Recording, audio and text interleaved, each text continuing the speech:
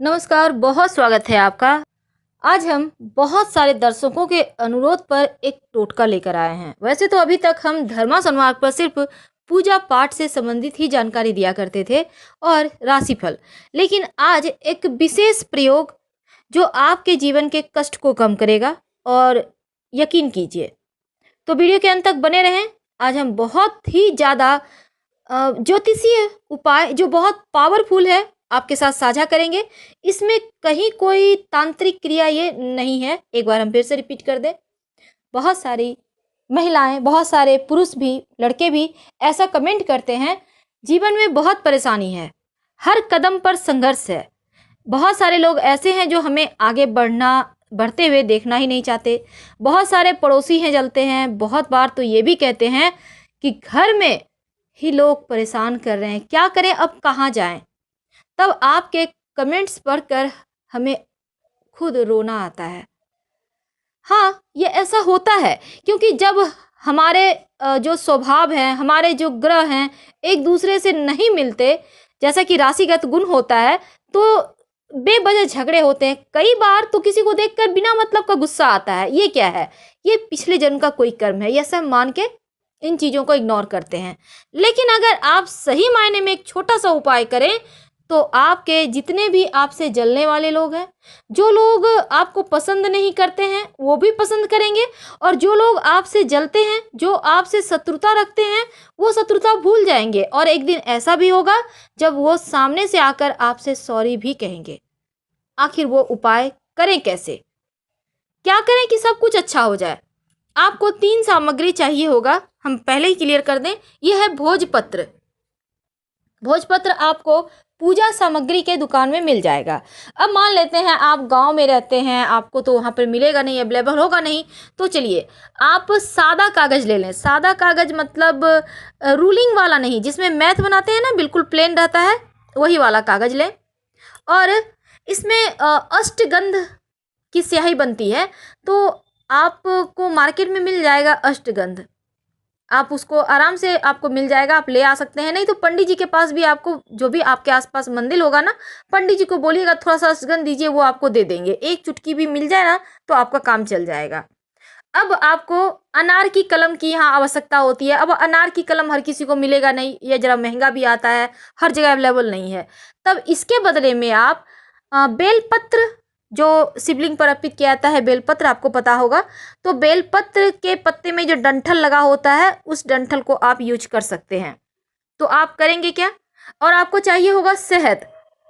शहद तो आपको लोकल में कहीं भी मिल जाएगा। एक छोटा सा बोतल 50 ग्राम का भी शीशी आप खरीद के ले आइए शहद का, और आपको उसी से काम चल जाएगा।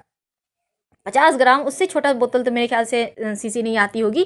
खैर, जो भी हो, तो इतनी सामग्री आपको चाहिए। ये थी सामग्री की लिस्ट। अब क्या करेंगे? अब ये जो अष्टगंध है ना, इसको आप, अगर आप सादा वाटर यानी सादा पानी जो है, उसको 1-2 बूंद डालिए, इसमें थोड़ा सा गीला कर ले। अष्टगंध को ज़्यादा नहीं लेना है, 1-2 चुटकी लेना है आपको। किसी बर्तन में रखिए। अब इसको थोड़ा सा गीला कर लें। अब ये जो आपने बेलपत्र का डंठल रखा है ना, बेलपत्र का जो हमने कहा डंठल ले लीजिएगा। अब इसको इस घोल में डीप करना है। और ये जो आपने भोजपत्र लिया है, अगर भोजपत्र नहीं है तो आप सादा कागज लीजिए और उसी पे लिखिए। लेकिन एक बात उसके पहले ही हम क्लियर कर दें, ये कोई तांत्रिक क्रिया नहीं है। एक बार फिर से रिपीट कर रहे हैं, क्योंकि बहुत बार कन्फ्यूजन हो जाने के कारण, गलतफहमी हो जाने के कारण थोड़ी दिक्कतें बढ़ जाती है। तो आपको जब ये काम करेंगे ना, तो उस समय ये चूंकि पूर्णतया सात्विक है, तो इस समय आप नमः शिवाय का भी जप कर सकते हैं।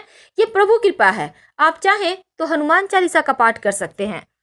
और ये टोटका आप अगर मंगलवार के दिन किसी कारणवश नहीं कर पाते हैं, तो शनिवार के दिन भी कर सकते हैं, क्योंकि शनिवार के दिन भी टोने टोटके किए जाते हैं। तो आप शनिवार को भी कर सकते हैं, कभी भी कीजिए, सुबह से लेकर शाम तक आप कभी भी कीजिए, कोई दिक्कत नहीं है। आप देखिए, यहाँ पर कई बार क्या होता है ना कि पतियों को पत्नियों से शिकायत होती है, और ज़्यादातर मामले में पत्नियों को पति से शिकायत होती है। बात नहीं सुनते हैं, झगड़े लड़ाई करते हैं, कभी कभी कोई कोई कमेंट भी करती हैं, मारपीट करते हैं। कहाँ जाएं, छोटे छोटे बच्चे हैं, तब थोड़ा सा तकलीफ होता है। कई बार कहती हैं घर में कोई नहीं मानता, न पति न सास ससुर, कोई देखना ही नहीं चाहता है। अब यहाँ दिक्कत होती है। तो उन सभी के मन में प्रेम जग जाए, वो लोग आपसे जो बैर भाव रखे हुए हैं वो समाप्त हो जाए, आपके प्रति जो शत्रुता है वो समाप्त हो जाए, उसके लिए ही ये उपाय है। कई बार बुजुर्ग दंपत्ति कहते हैं बेटा बहू अच्छे से बिहेव नहीं करता। अब बुजुर्ग दंपत्ति भी कर सकते हैं बेटे बहू को शांत रखने, उनको माथा को ठंडा रखने के लिए। और एक बार बेटे बहू को भी रियलाइज हो जाएगा कि उन्होंने गलतियां की है और आपसे अच्छे से बिहेव करेंगे। तो चलिए शुरुआत करते हैं। आपको इस भोज पत्र पर या सादा कागज पर इस जो अष्टगंध की स्याही आपने गीला करके रखा है पानी से, इस पे बेलपत्र का डंठल डीप करें और इस कागज या भोजपत्र पर जितने भी आपको लगते हैं आपको लोग सम्मान नहीं देते, आपके शत्रु हैं, सबका नाम लिखिए। जितने भी हैं 1 2 10 20 एक लाइन से सबका नाम लिखिए। और इस बीच आप हनुमान चालीसा पढ़ सकते हैं, नमः शिवाय का जप कर सकते हैं। कहीं कोई तांत्रिक क्रिया नहीं है, कोई दोष नहीं लगेगा। और इसके बाद आप इसे मोड़िए, अच्छे से मोड़ लें। अब शहद की जो आपने शीशी खरीदी हुई है ना, इसमें डुबो दें। अब शहद की शीशी में अच्छे से डुबो दें, जैसे कि अंदर चला जाए, बिल्कुल अंदर, और शहद अच्छे से कवर कर लें। आपको शहद खाली नहीं करना है, फुल रहने दीजिए। अब अच्छे से ढक्कन को पैक करके लगाइए। अब आप इसको ढक्कन को पैक करने के बाद अपने घर में ही कहीं भी छिपाकर कोने वगैरह में रख दें। नहीं कुछ तो आप पूजा घर में भी कहीं साइड में अच्छे से छिपाकर रख दें कि कोई इसको खोले नहीं, ऐसे ही पड़ा रहेगा। कुछ ऐसा साइड आप ढूंढ लें। अब आपके घर में ऐसा जगह नहीं है, छोटा सा घर है, अब मान लेते हैं आप फ्लैट में रहते हैं, जगह नहीं है, अब क्या करेंगे? तब ऐसे में जीवन की समस्त कठिनाइयों से बाहर निकलने के लिए आप अंत में एक उपाय करें। किसी भी पेड़ के नीचे इसको मिट्टी में दबा के गाड़ दें और ऐसे जगह गाड़िएगा कि ये युगों युगों तक पड़ा रहे, इसको कोई डिस्टर्ब ना करे। आप कहीं भी निकल के बाहर निकल के गाड़ सकते हैं और बिना पीछे मुड़े घर आ जाइए।